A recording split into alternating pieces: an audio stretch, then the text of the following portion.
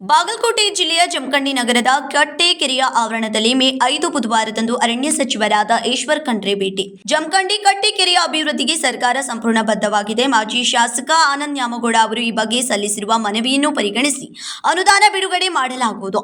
ಪ್ರಾಮಾಣಿಕವಾಗಿ ಮನವಿಯನ್ನ ಪುರಸ್ಕರಿಸಿ ಅನುದಾನವನ್ನ ನೀಡುತ್ತೇವೆ. ಕಟ್ಟೆಕೆರೆಯನ್ನು ಪ್ರವಾಸಿ ತಾಣವಾಗಿ ಮಾಡುವ ಗುರಿಯನ್ನ ಹೊಂದಿದ್ದು ಈಗ ಮತ್ತೆ ಅದಕ್ಕೆ ಕಾಲಾವಕಾಶ ಕೂಡಿ ಬಂದಿದೆ.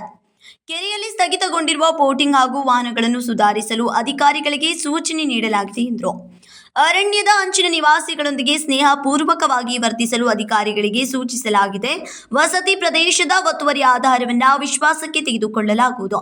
ಆದರೆ ವಾಣಿಜ್ಯ ಉದ್ದೇಶದ ಅರಣ್ಯ ಒತ್ತುವರಿಗಳನ್ನು ಕಟ್ಟುನಿಟ್ಟಾಗಿ ತೆರವುಗೊಳಿಸಲಾಗುವುದೆಂದು ಖಂಡ್ರೆ ಎಚ್ಚರಿಸಿದರು. ಇಲಾಖೆಯಲ್ಲಿ ಖಾಲಿ ಇರುವ 2000 ಹುದ್ದೆಗಳ ನೇಮಕಾತಿಗೆ ಸಚಿವ ಸಂಪುಟ ಅನುಮೋದನೆ ನೀಡಿದ್ದು ಶೀಘ್ರದಲ್ಲೇ ಪ್ರಕ್ರಿಯೆ ಪೂರ್ಣಗೊಳ್ಳಲಿದೆ. ಈಗಾಗಲೇ 540 ಹುದ್ದೆಗಳು ಭರ್ತಿಯಾಗಿದ್ದು ಮುಂದಿನ 5 ತಿಂಗಳಲ್ಲಿ ಉಳಿದ ನೇಮಕಾತಿ ಪ್ರಕ್ರಿಯೆ ನಡೆಯಲಿದೆ ಎಂದು ಅವರು ಮಾಹಿತಿ ನೀಡಿದರು. Uday Hosamani, KMM Kannada news, Jamkhandi.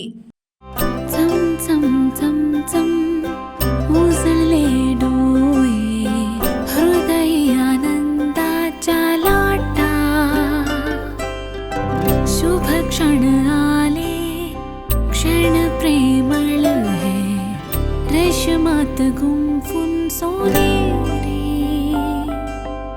BS Channabasappa and Sons, The Textile Mall, Tilakwadi, Belagavi.